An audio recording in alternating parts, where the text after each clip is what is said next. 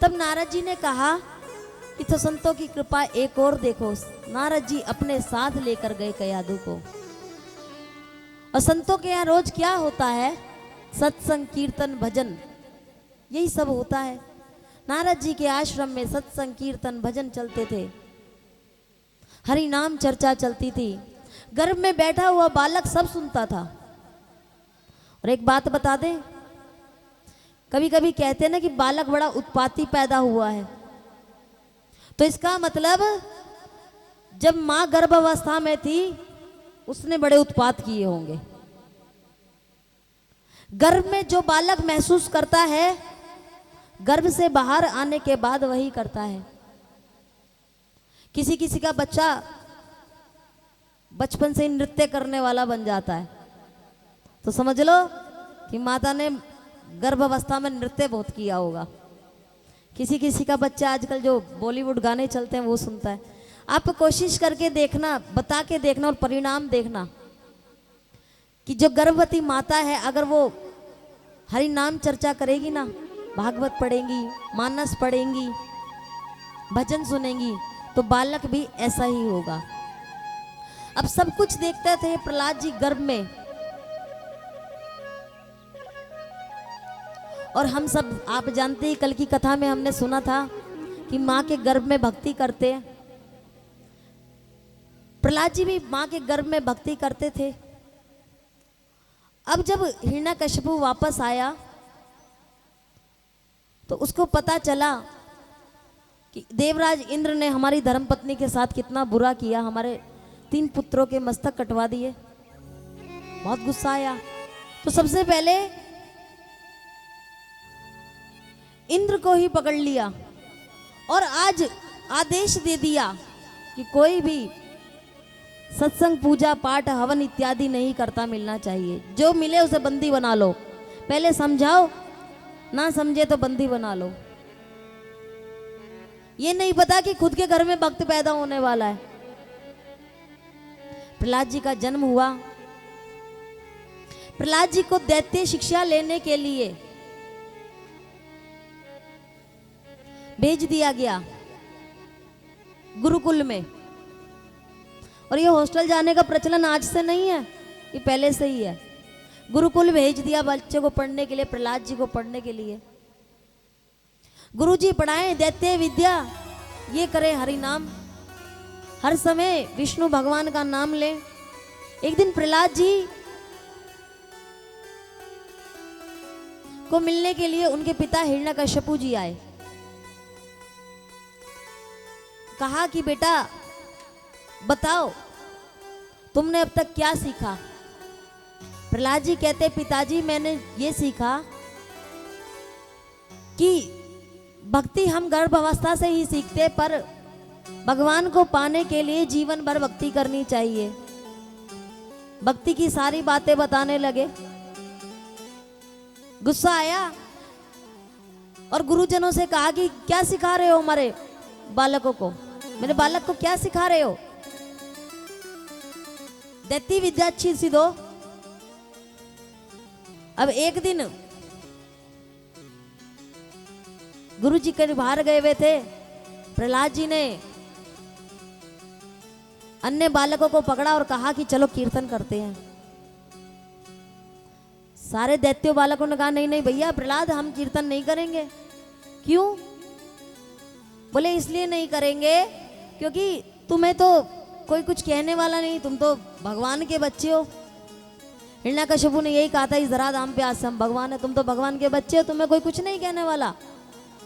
पर किसी को पता चल गया ना हम कीर्तन करते हैं तो हमारे तो गर्दन उड़ा देंगे, हम नहीं कर सकते। प्रहलाद जी ने आज कई उपदेश दिए,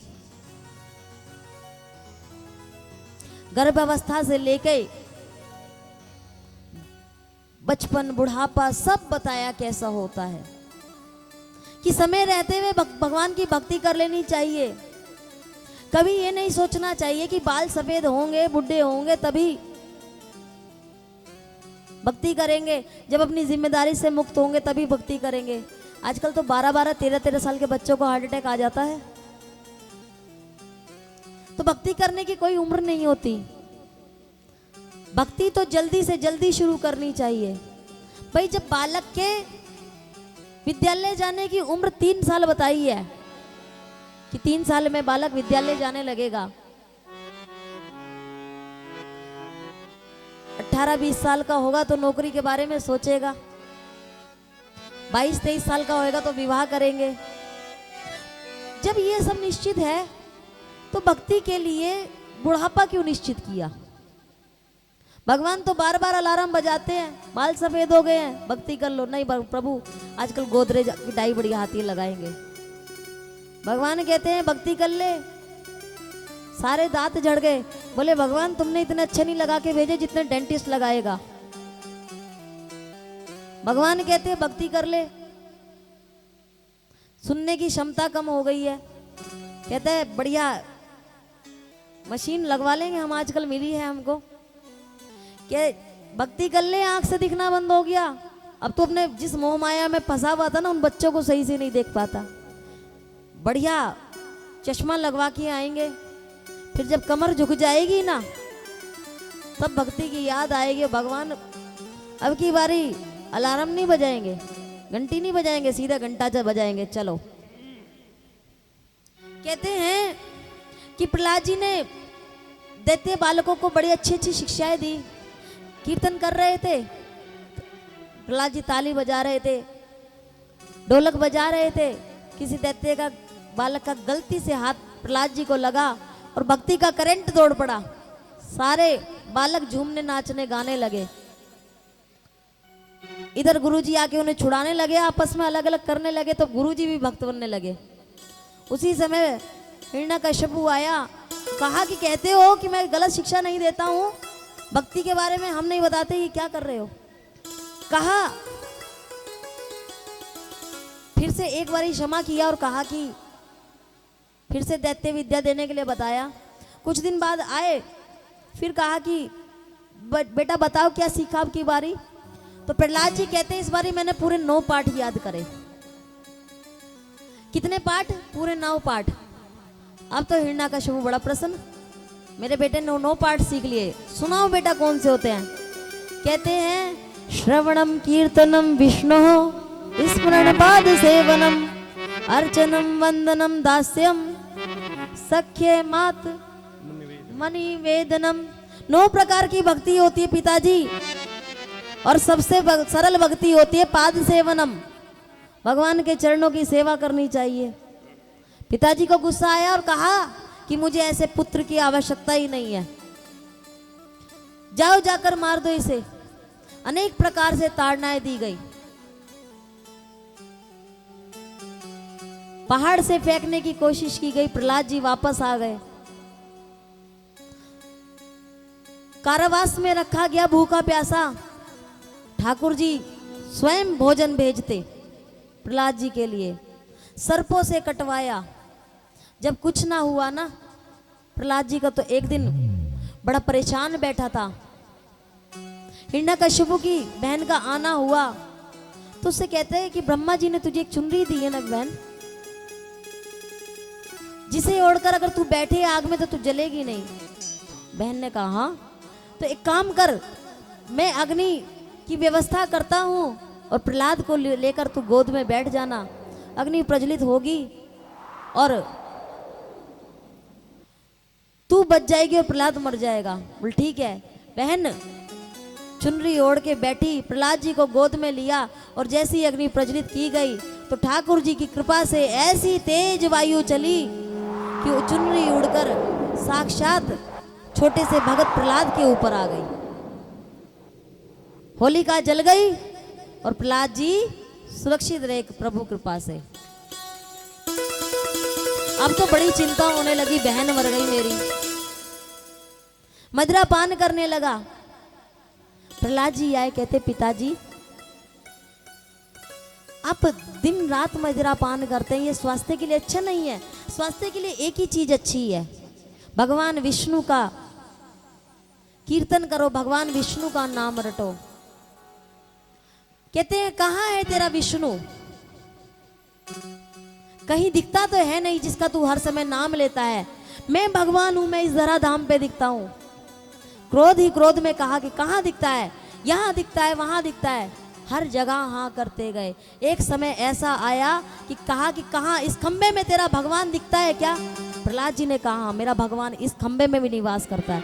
गदा से प्रहार किया खंबे में और साक्षात नरसिंह भगवान का प्रागट्य हुआ। आज नरसिंह भगवान ने प्राकट्य लेते ही आज